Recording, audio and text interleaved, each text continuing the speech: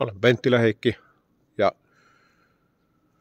viimeiset 12 vuotta ollut riaskaleipuri ja elintarvikejuttuja on nyt sitten tullut tehtyä 30 vuotta.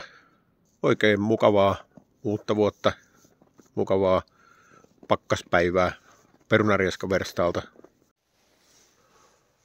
Me keitellään täällä näitä perunoita, jotka on vähän tämmöisiä isoja ja pieniä, että te kumminkaan tämmöistä, se onkin vähän kuuma, näin isoja perunoita itse kumminkaan kaupahyllystä ostan, niin me tehdään niistä sitten riaskaa ja kaiken näköisiä muita juttuja.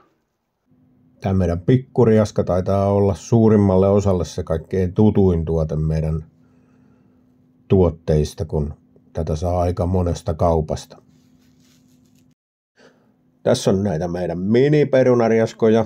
Nämä näyttäisi olevan toi Ilosen Tepa laittanut tarjolle tuonne Tampereen raatihuoneelle.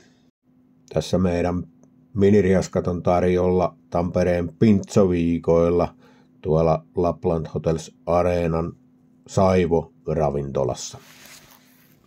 Ja tässä niitä viedään Jannelle. Syksyllä käytiin tuolla Keskon pääkonttorilla maistattamassa noita meidän perunanokkeja. Olihan meillä toki mukana noita miniriaskoja.